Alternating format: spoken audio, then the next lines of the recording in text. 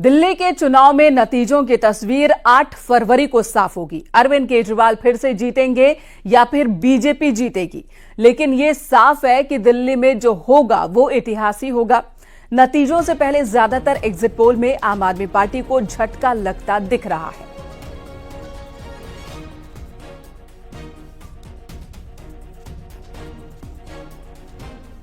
तो तमाम exit poll में बीजेपी को बढ़त और आम आदमी पार्टी को नुकसान होता दिख रहा है। बीजेपी को 35 से 40 सीट मिलने का अनुमान लगाया जा रहा है। ये सभी एग्जिट पोल का एवरेज मैं आपको बता रही हूं। कई एग्जिट पोल ने 61% तक सीट बीजेपी को मिलने का अनुमान जताया है। वहीं आम आदमी पार्टी को नुकसान और कांग्रेस का प्रदर्शन फिर से निराशाजनक, यानी कि मायूसी भरा हुआ। ज्यादातर एग्जिट पोल ने कांग्रेस को एक भी सीट नहीं दी है।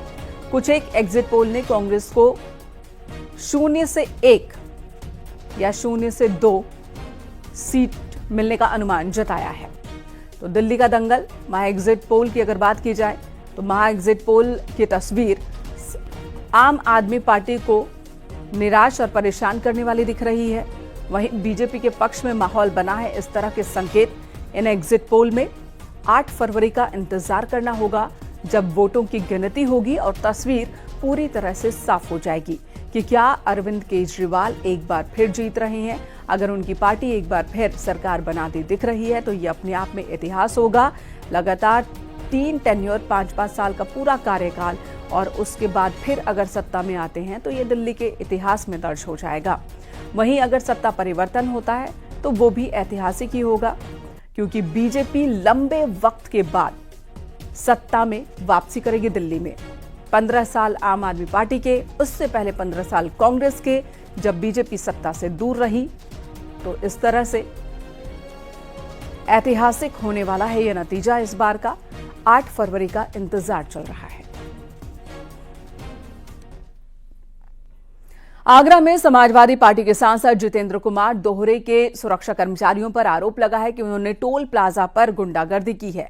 टोल प्लाजा के कर्मचारियों ने आरोप लगाया कि उन दोनों सुरक्षा कर्मियों ने जबरदस्ती टोल प्लाजा का बैरियर उठाया और सांसद के बेटे की बारात में शामिल एक बस समेत 29 गाड़ियों को निकलवाया। टोल प्लाजा के मैनेजर ने आरोप लगाया कि विरोध करने पर उन्होंने जान से मारने की धमकी दी है। समाजवादी पार्टी के सांसद जितेंद्र कुमार दोहरे के 2 सुरक्षा कर्मियों पर ये आरोप लगे हैं। और इन तस्वीरों में भी आप देख रहे हैं कि टोल प्लाजा का बैरियर पकड़ा एक शख्स दिखाई दे रहा है, जो सभी गाड़ियों को टोल से गुजरने का इशारा कर रहा है। आरोप है कि बारात में शामिल होने के लिए 1-2 नहीं बल्कि 29 गाड़ियों को इसी तरह से बिना टोल टैक्स जमा करवाए निकलवाया गया, जिसमें 4 पहिया वाहन, बस सभी कुछ शामिल थे।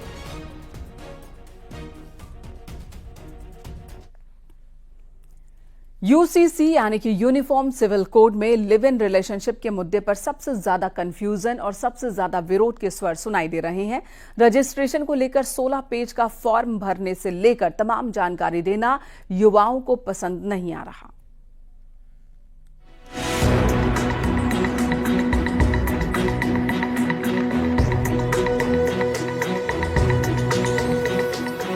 उत्तराखंड में 27 जनवरी से लागू किए गए यूनिफॉर्म सिविल कोड के तहत लिव इन रिलेशनशिप सबसे ज्यादा चर्चा में है।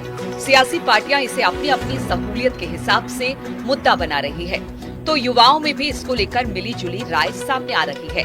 कुछ का कहना है कि सरकार को युवाओं की प्राइवेसी में ताक झांक नहीं करनी चाहिए, तो कुछ युवाओं का कहना है कि इससे समाज को सही दिशा में ले जाने में मदद मिलेगी। वो उनका पर्सनल मैटर है, कुछ भी करे अपना अपना पर्सनल मैटर। मतलब अब मैच्योर हो गए लोग तो अपना पर्सनल मैटर अच्छा बुरा समझ सकते हैं। सरकार को इस चीज में ज्यादा दखल अंदाजी करनी नहीं चाहिए मेरे हिसाब से। अगर कोई मतलब अपने रिलेशनशिप में है उसके लिए बहुत गलत है, क्योंकि उनकी प्राइवेसी में बात जा रही है। और मैं इसकी मतलब बिल्कुल नेगेटिव पॉइंट ऑफ व्यू है मेरा, क्योंकि हमारी जो गवर्नमेंट है वो मतलब बिल्कुल जैसे कि कंस्ट्रक्शन हो गया, घर हो गए, लोगों की गरीबी हो गई, इनमें ध्यान ना देते हुए बस इस चीज में वो ध्यान दे रहे हैं कि गर्ल्स बॉयज बस उल्टे सीधे चीजों में ही ध्यान दिया जा रहा है। काफी हद तक इसमें सामाजिक समस्याएं जिस प्रकार है, सामाजिक जीवन को जिस प्रकार एक सही दिशा में ले जाने का काम किया गया है, काफी सराहनीय काम है। आप इसमें एक अगर पॉइंट देखेंगे कि कहीं ना कहीं इसमें कहा गया है कि यदि किसी कपल को रिलेशनशिप में रहना है या लिविंग में रहना है, उसे कहीं ना कहीं रजिस्ट्रेशन कराना होगा और तलाक संबंधी भी इसमें बातें हैं, तो वो कहीं ना कहीं एक सही समाज की दिशा की ओर एक कदम है। यूसीसी में लिव इन को लेकर धर्म गुरुओं से जाति संप्रदाय का सर्टिफिकेट देने जैसी कई भ्रामक बातों पर यूसीसी ड्राफ्टिंग और रूलिंग कमेटी के सदस्य रहे मनु गौड़ का कहना है कि ये सब राजनीतिक बयानबाजी है, केवल कुछ विशेष समुदायों के लिए ये ऑप्शन के तौर पर रखा गया है। ऐसा लिव इन में कुछ नहीं है कि कोई दो व्यक्ति अगर लिव इन का पंजीकरण कराना चाहते हैं तो उन्हें कोई धर्म गुरुओं से अपना सर्टिफिकेट देना होगा। एक चीज है कि कुछ ऐसे रिश्ते होते हैं जिनके मध्य विवाह अनुमन्य नहीं होता, लेकिन फिर भी कुछ समुदाय ऐसे हैं जिसमें कजन मैरिज होती है, तो वो उनके ट्रेडिशनल कस्टम्स और उनके अपनी परंपराएं हैं, तो उनको इसमें संरक्षित करा गया है, उनको इसमें एग्जेम्प्ट करा गया है। बहरहाल यूसीसी और खास तौर पर लिव इन रिलेशनशिप के रजिस्ट्रेशन को लेकर विवाद और बहस दोनों ही जारी है और इन सब के बीच उत्तराखंड में लागू समान नागरिक संहिता कानून अपने उद्देश्यों में कितना सफल हो पाएगा, ये देखने वाली बात है। न्यूज़ 18 के लिए देहरादून से सुनील नवप्रभात की रिपोर्ट।